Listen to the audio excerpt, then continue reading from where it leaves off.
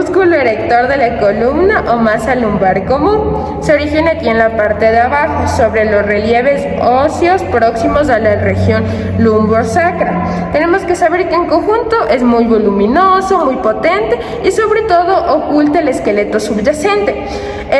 Tenemos que decir que van de manera vertical y justo se parten en la interlínea de la torácica 12 y de la lumbar número 1. Tenemos que saber que aquí se puede reconocer el músculo. En la parte más pegada, iría el músculo espinoso torácico, en la parte media iría el músculo longísimo torácico y en la parte más lateral iría el ilio costal. Músculo iliocostal o sacrolumbar. Tenemos que constituye la formación muscular de la parte más lateral y superficial del erector de la columna. Se dirige hacia arriba y termina en estas inserciones.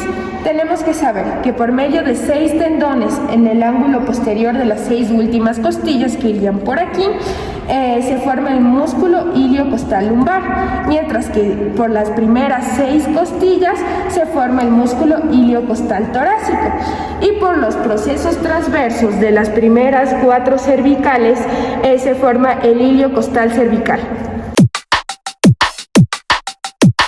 Músculo longísimo torácico o dorsal largo. Como su nombre lo dice, tiene gran extensión.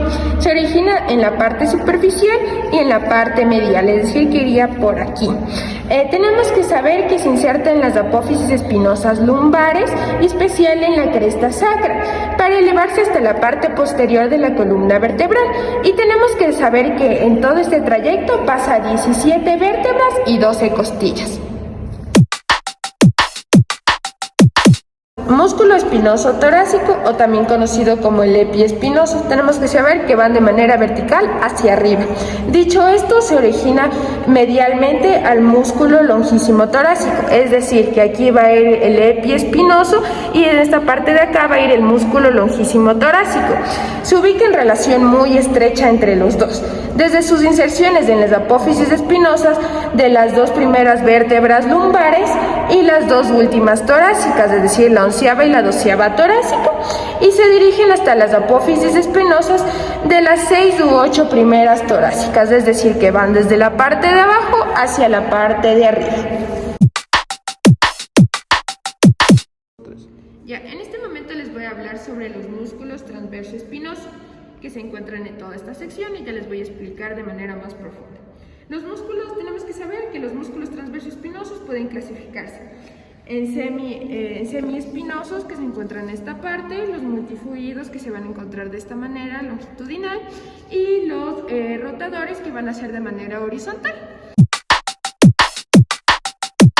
Tenemos que saber que los semiespinosos se distinguen 2 músculos importantes: el semiespinoso torácico, torácico también conocido dorsal, que se van a encontrar durante estas partes, es decir, a los lados de la columna. Por esta parte tenemos que saber que sus inserciones se originan en las apófisis transversas de las 6 últimas vértebras torácicas y terminan en las apófisis espinosas de las 2 últimas cervicales y las 4 primeras torácicas.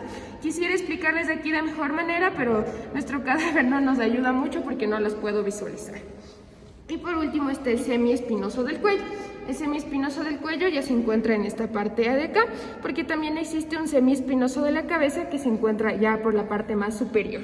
Tenemos que saber que el semiespinoso del cuello, que se extiende desde las apófisis transversas de las primeras vértebras torácicas hasta las apófisis espinosas de las primeras cervicales, diría de acá. Voy a hablar de los multifidos.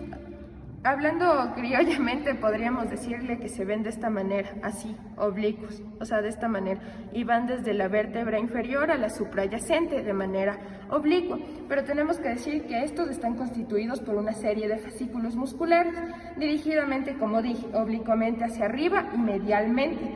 Su inserción fija se efectúa desde la apófisis transversa y la inserción móvil es sobre las láminas y las apófisis espinosas de las 4 o 5 vértebras suprayacentes, es decir, de las que estén de manera superior. Entonces darían prácticamente esta forma. rotadores van de manera horizontal, es decir que con los multifidos formarían un tipo de triángulo. Tenemos el músculo rotador, el corto y el largo. Visualicemos o especifiquemos que existan tres vértebras: la vértebra de origen, la primera vértebra y la segunda vértebra. El corto iría desde la primera vértebra a la vértebra de origen, mientras que el largo iría desde la segunda vértebra hasta la vértebra de origen, y por ende su nombre. Los músculos interespinosos. Tenemos que decir que se encuentran de manera vertical y pasan por todas las apófisis espinosas de las vértebras.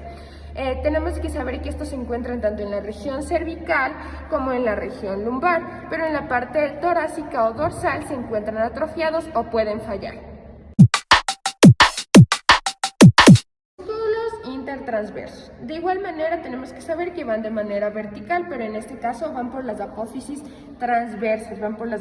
transversas. Son pequeños, aplanados y cuadriláteros.